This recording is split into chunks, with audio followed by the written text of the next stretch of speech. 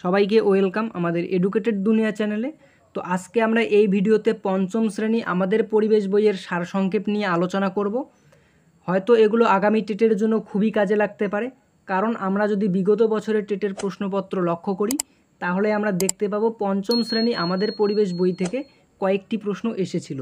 তো তোমরা যারা আমাদের চ্যানেলে নতুন তারা অবশ্যই চ্যানেলটিকে সাবস্ক্রাইব করে দিও এই ধরনের গুরুত্বপূর্ণ ভিডিও পাওয়ার জন্য, এবং ভিডিওটি শেষ পর্যন্ত দেখো। তো চলো, তো প্রথম প্রশ্ন বলা রয়েছে যে আগের দিনে যে পশুর চামড়া দিয়ে যুদ্ধের পোশাক ঢাল বানানো হতো সেই পশুর নাম কি? তো আগের দিনে যে পশুর চামড়া দিয়ে যুদ্ধের পোশাক ও ঢাল বানানো হতো সেই পশুর নাম হলো গন্ডার। এরপর দেখো বলা রয়েছে যে ত্বক কত প্রকারের ও কি কি? ত্বক প্রধানত 3 প্রকারের হয়ে থাকে, যথা এপিডার্মিস, ডার্মিস এবং হাইপোডার্মিস। ত্বকের ক্যান্সার ঘটায় অতি বেগুনি রশ্মি। সূর্যের তাপ থেকে আমরা কোন ভিটামিন পেয়ে থাকি? তো সূর্যের তাপ থেকে আমরা ভিটামিন ডি পেয়ে থাকি। এরপর বলা রয়েছে যে কোন প্রাণীর লোম কাটার মতো শক্ত? সজারুর লোম কাটার মতন শক্ত। এরপর দেখো 6-এর দাগে বলা রয়েছে যে নখের মাঝখানটা চামচের মতন হয়ে যেতে পারে, নখ ফ্যাকাশে হয়ে যেতে পারে, এটি কোন রোগের লক্ষণ? তো এই প্রশ্নটি টেট 2017 সালে এসেছিল। তো এটি হলো রক্তাল্পতা রোগের লক্ষণ। দুটি শিকারী পাখির নাম কি? প্যাঁচা ও ঈগল।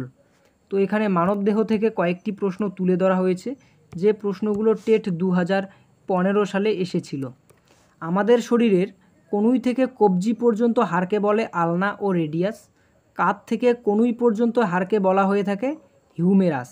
এরপর দেখো বলা রয়েছে যে কোমর থেকে হাঁটু পর্যন্ত হাড়কে বলা হয় ফিমার। হাঁটুর নিচ থেকে গোড়ালি পর্যন্ত হাড়কে বলে টিবিয়া ও ফিবুলা।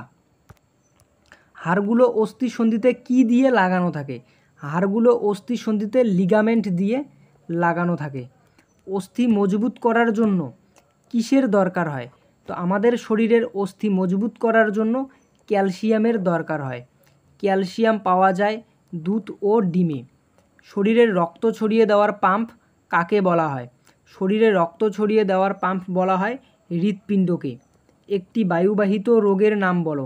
তো একটি বায়ুবাহিত রোগের নাম হলো ইনফ্লুয়েঞ্জা।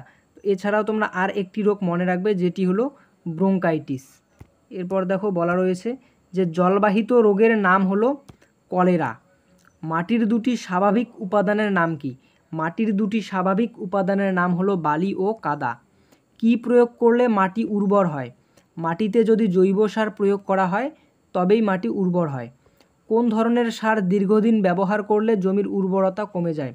জমিতে যদি দীর্ঘদিন রাসায়নিক সার প্রয়োগ করা হয় তবেই জমির উর্বরতা কমে যাবে। সারের মধ্যে থাকা কোন 3টি উপাদান গাছের পক্ষে সবচেয়ে প্রয়োজনীয়?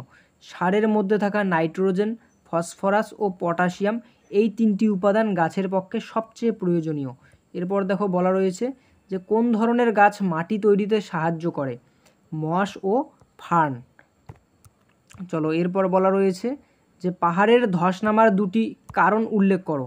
তো পাহাড়ে বিভিন্ন কারণে ধস নামে, তো এর 2টি কারণ হলো ভূমিকম্প ও বৃষ্টিপাত। ভূমিক্ষয় ঘটায় এমন 2টি পদার্থের নাম হলো পলিথিন ও প্লাস্টিক। বাওর কি? নদীবাঁকের খানিকটা অংশ বা জায়গা মূল নদী থেকে বিচ্ছিন্ন হয়ে বদ্ধ জলাশয়ে পরিণত হলে তাকে বাওর বলা হয়। পাহাড়ি অঞ্চলের জলস্রোতকে কি বলে? পাহাড়ি অঞ্চলের জলস্রোতকে বলা হয় ঝর্ণা। পাহাড়ি অঞ্চলের ছোট ছোট ঝর্ণাগুলিকে কি বলে? পাহাড়ি অঞ্চলের ছোট ছোট ঝর্ণাগুলিকে বলা হয় ঝোড়া। রাস্তার ধারে থাকা লম্বা জলাশয়গুলিকে কি বলা হয়? রাস্তার ধারে থাকা লম্বা জলাশয়গুলিকে বলা হয় নয়াঞ্জলি। একটি রাসায়নিক বিক্রিয়ার উদাহরণ দাও। দুধের মধ্যে একটু লেবুর রস দিলে ছানা উৎপন্ন হয়, এটি একটি রাসায়নিক বিক্রিয়ার উদাহরণ। কোন অঞ্চলের মাটির নিচের জল নোনতা? সুন্দরবন অঞ্চলের মাটির নিচের জল নোনতা। নোংরা জল জমে মাছ চাষের সবচেয়ে উপযোগী জায়গা হলো পূর্ব কলকাতার জলাভূমি। এরপর দেখো 32 নম্বর বলা রয়েছে যে পরিযায়ী পাখিরা কোথা থেকে আমাদের দেশে আসে? তো পরিযায়ী পাখিরা বেশি শীতের দেশ থেকে আমাদের দেশে আসে। পরিযায়ী পাখিরা বেড়াতে আসে এমন একটি জায়গার নাম হলো সাঁতরাগাছি ঝিল। জলদাপাড়ার জঙ্গলে কোন কোন প্রাণী দেখতে পাওয়া যায়? লাল মোরগ ও ভারতীয় বাইসন। ভারতীয় বাইসনকে আর কি নামে চেনা যায়? গাউর নামে চেনা যায়। এরপর দেখো নদ নদী থেকে এখানে কয়েকটি গুরুত্বপূর্ণ প্রশ্ন তুলে ধরা হয়েছে, কারণ টেট 2017 এবং টেট 2022 সালে এই নদ নদী থেকেই কয়েকটি করে প্রশ্ন এসেছিল।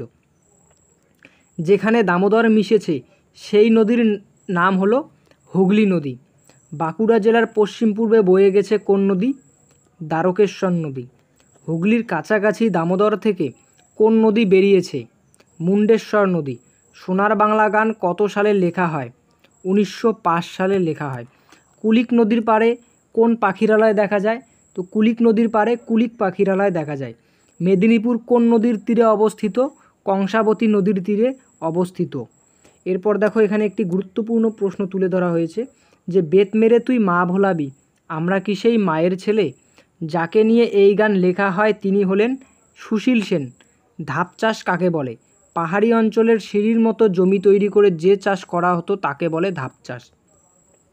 তরাই অঞ্চলের মাটি উর্বর হয়েছে তিস্তা মহানন্দার পলি জমে। ডিবিসি এর সম্পূর্ণ নাম কি? ডিবিসি এর সম্পূর্ণ নাম হলো দামোদর ভ্যালি কর্পোরেশন। পেয়ারার জন্য বিখ্যাত একটি স্থানের নাম হলো বারুইপুর। কলকাতায় প্রথম কবে রিক্সা চালু হয়? কলকাতায় প্রথম 1900 সালে রিক্সা চালু হয়। ছোট গির্জাকে বলা হতো চার্চ এবং বড় গির্জাকে বলা হতো ক্যাথিড্রাল। পথ দুর্ঘটনা এড়ানোর জন্য বাইক চালকদের কী করা উচিত? আইএসআই মার্কা হেলমেট পরা উচিত। পশ্চিমবঙ্গে কত সালে আয়লা নামক ঘূর্ণিঝড়ের আবির্ভাব ঘটেছিল? পশ্চিমবঙ্গে 2009 সালে আয়লা নামক ঘূর্ণিঝড়ের আবির্ভাব ঘটেছিল। কোন যন্ত্রের সাহায্যে ভূমিকম্পের তীব্রতা মাপা হয়? সিসমোগ্রাফ যন্ত্রের সাহায্যে ভূমিকম্পের তীব্রতা মাপা হয়। সাধারণত কোন তিথিতে সূর্যগ্রহণ ঘটে? আমাবস্যা তিথিতে সূর্যগ্রহণ ঘটে। এরপর দেখো গৌণ জোয়ারের কত সময় পর মুখ্য জোয়ার হয়? গৌণ জোয়ারের 12 ঘন্টা 26 মিনিট পর মুখ্য জোয়ার হয়। প্রথম কাগজ তৈরি হয় কোন দেশে? চীন দেশে। পেপার কথাটি এসেছে প্যাপিরাস থেকে। তালপাতার লেখা বইগুলিকে বলা হতো পুঁথি। মুখ্য জোয়ারের মূল কারণ কি? মুখ্য জোয়ারের মূল কারণ হলো চাঁদের আকর্ষণ। সূর্য থেকে পৃথিবীতে আলো আসতে সময় লাগে প্রায় 8 মিনিট। এরপর দেখো সূর্যের পর সবচেয়ে কাছের নক্ষত্রের নাম কি? Proxima Centauri. কত সালে বৃহস্পতি গ্রহের উপর ধূমকেতু এসে পড়েছিল? 1994 সালে। বাল্যবিবাহের বিরুদ্ধে লড়াইয়ের জন্য সুনিতা আফসানা কত সালে রাষ্ট্রপতি পুরস্কার পান? 2009 সালের 14 মে।